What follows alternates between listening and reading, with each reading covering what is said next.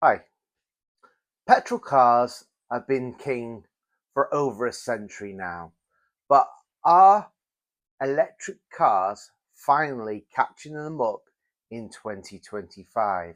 So in this video, we'll look at the latest official sales figures and what's really happening in the petrol hybrid and electric car market. This is no hype. The car industry is adapting, and the majority of new models being put onto the market now have either fully electric or hybrid engines. But last year, they made up just 20% of all car sales. This is just straight down the middle facts of what I can find on the internet.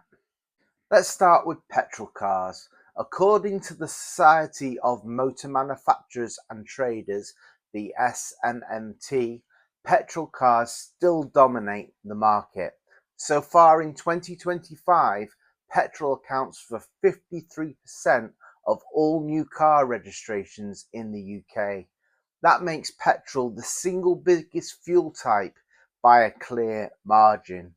This shows that while the shift to greener cars, or the push that we're all being shoved in that direction. My neighbour is doing it, if my friends are doing it, then maybe it might work for my lifestyle as well. The government is consulting on these three designs for electric car registration plates. It says they could make incentives like free parking and access to bus lanes easier and boost public awareness of growing electric vehicle use. Or are manufacturers being coerced to push us in that direction by being charged, I think it was 15,000 for every non-EV car they're selling. Anyway, that's for later on. Petrol remains the most popular choice for British drivers right now. Yeah, that just goes to show we don't want electric vehicles on the whole. If they were cheaper and a better infrastructure and a great range, like I said in previous videos, might be a different story, but it isn't. Quickly before we go, General Motors, apparently they've recalled all their electric cars because they don't work, correct? That seems to be the case. Yes, General Motors, there's apparently a problem with the batteries on some of these cars due to some sort of rare manufacturing error that causes them to overheat and burst into flame. Anyway, next we look at hybrids and plug-in hybrids. Together, they make up 24% of the market. This middle ground is proving very popular with buyers who want better fuel efficiency without the range anxiety of going over to fully electric. Plug-in hybrids in particular are finding a niche with company car drivers thanks to their lower tax rates and government incentives. Up to the end of August 2025, battery electric vehicles, or BEVs, held a 21.5% share of the market year to date. August 2025 alone, BEVs actually reached a market share of 26.5%. That's a big jump in a single month, but here's it in context. August is traditionally a low volume month for new car registrations. Just over 82,900 cars were sold that month, compared to the far bigger numbers expected in September when the new 75 number plate comes out. So while August showed a spike in the EV figures year to date, the picture is much steadier at around 21.5 as an average over the year. So by those figures, EVs, are they taking over? Well, not quite. Petrol cars are still our number one and make up more than half of all sales. Hybrids are the faster growing middle ground, and EVs, while gaining momentum, are still in the minority overall. One clear trend though is every year EVs do keep edging upwards. Back in 2020, EVs just had a 6.6% market share.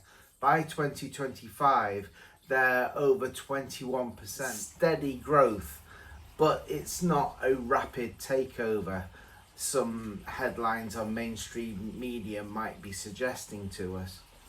And for that reason, I think it's fueled by a little bit of fear mongering that your petrol car come 2030 is going to be worthless. So people are feeling the push to jump ship. I don't know. Let me know in the comments what you think about that. Is that the case? Maybe you've jumped ship already and you're driving around in an EV. And are you getting the range anxiety, or are things getting better out there so you can travel further? But is the charging times improving? I don't know. Let me know in the comments. The government ban on new petrol and diesel car sales is currently set at 2035, which has been pushed back from 2030. That's still 10 years away. And until then, petrol and hybrid cars will continue to dominate, with EVs gradually building their stronger share.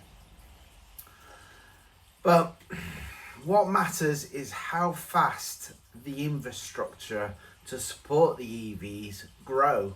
Things like charging points and a power grid that can support all these vehicles charging at once. Can it catch up? Do we have the funds to improve the infrastructure? So factors like this will determine the growth of the EV, whether it will speed up or fizzle out. We shall see. Only time will tell. So what do you think? Are you going to go out and buy an EV, or you're going to do what I'm doing, is keep older cars running and buy the newest older car you can get and run it for as long as possible and just see how the market pans out? I think that's probably the safest route. The data shows that EVs are creeping up, but is that data wrong? Is it really? Because a lot of people I talk to, they're regretting their purchase. Not for the reason because the price of the car is devalued so much. It's got so many factors that the battery life and the cost of the batteries, the second-hand values of these EVs are going to be worthless. And that brings us back to the whole thing: you'll own nothing and be happy. Well, they don't want you owning your car. You probably lease your car, and most people do that anyway on finance. They don't actually own the car. It's just a monthly payment to them. It's hired. So yeah, let me know down in the comments what you think, and please share this video. I love to know your views, and I'll see you in the next video. Bye for now.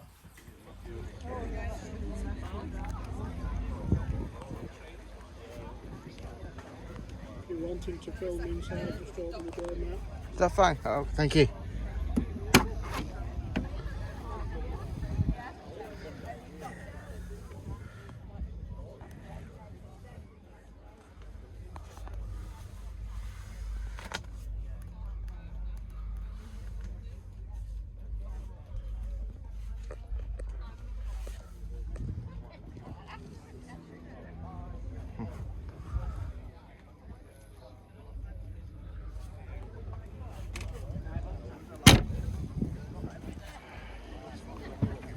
Thank you. Cheers.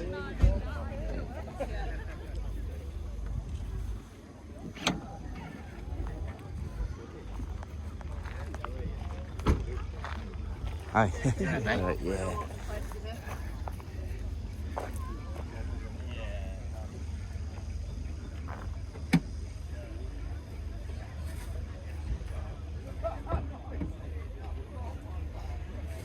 Hi. You alright? Don't mind me filming your car, do you? No, I don't know.